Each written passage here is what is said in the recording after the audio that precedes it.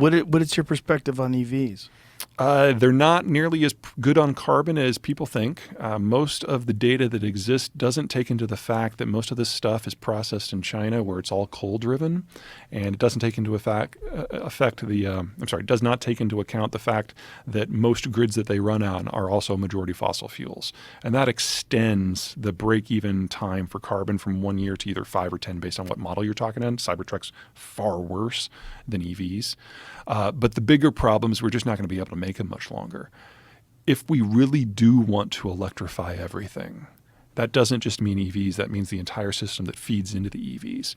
We need twice as much copper and 4 times as much chromium and 4 times as much nickel and 10 times as much lithium and so on.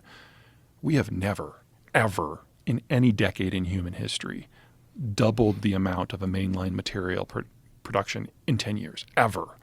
And we need all of this by 2030? No, it's just not technically possible. So how does the government, say, of California, justify these mandates when they're saying something like by 2035, all combustion vehicles must stop being sold in the state of California? Well, let's put the ideology to the side, because I'm not even going to try to explain that. I will give a little bit of defense for California, though, because I do consider myself a green. I just think of myself as a green who can do math, so I don't get invited to any of the parties. California's state legislature gives a lot of authority to their state bureaucracy. So the bureaucracy will set the goalposts. No ICEs by 2035. Knowing that the technology doesn't exist, knowing that the supply chains don't exist, but they will set the goalposts. If we get closer to that date, say 2027, and it's apparent that the technology is not proceeding at a pace that will allow that target to be reached, they have the authority already to move the goalposts. And they do this on clean air issues. They do this on toxicity. They've done it on nuclear power. They undoubtedly will end up doing it on EVs. So do you think it's one of those things where there's a bunch of green people who don't do the math? Oh, yeah. And it just sounds great. It falls in line with the progressive ideology. We need to, carbon neutral. We can do this. Everyone go electric.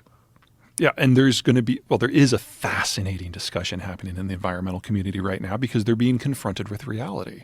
So California and Germany have very similar green tech policies, but the Germans have spent 3 times as much as California, but are only getting about 1/5 as much power. Because I don't know if you've ever been to Germany, but the sun doesn't shine in Germany. And now with the Russians on the warpath and their clean-ish energy from natural gas going away, they're going back to lignite coal in force. It was already their number one source of power. Germany, the idea that Germany is green is ridiculous because they rely on really, really dirty coal, and now especially so. But there's now a conversation going on between the German environmentalists and the Californian environmentalists about why California, in relative terms, is doing so well at this while Germany is not. And the answer is simple geography. But that's never been part of the conversation in the environmental community before. Now it is. They should have had this conversation 15, 20 years ago, but they're having it now.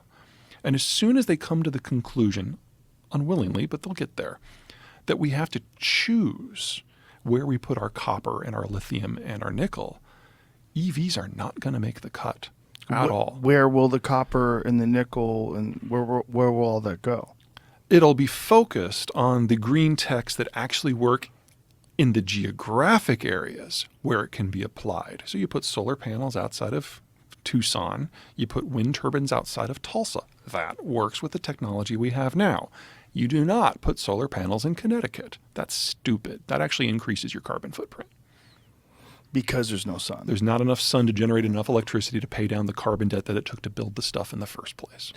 There's an ideology in this country that is we must act against climate change or we will die. And there's a lot of people that haven't done the research and haven't really looked into this and really don't know what the numbers are.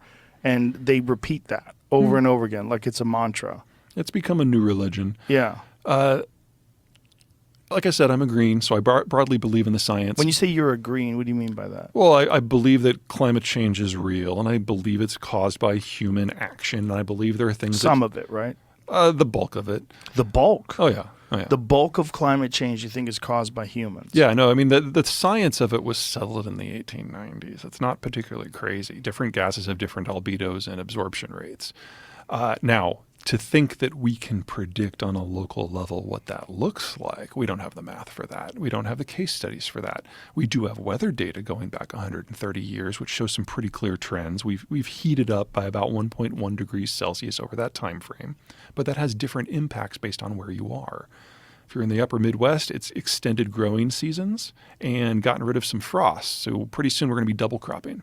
But if you're in a drier climate like, say, Phoenix or Australia, it's led to wildfires and a breakdown of the agricultural system. So climate change is change. It's not a disaster. It depends on where you are. So why do you think this ideology has been so pervasive, this ideology that it is a disaster, we're all going to die? Well, now we're getting into cultural debates. Yes. So one of the many aspects of modernization is that people become more connected but live in smaller units. Because as you urbanize, you have fewer kids. And that means that people are looking for other ways to belong.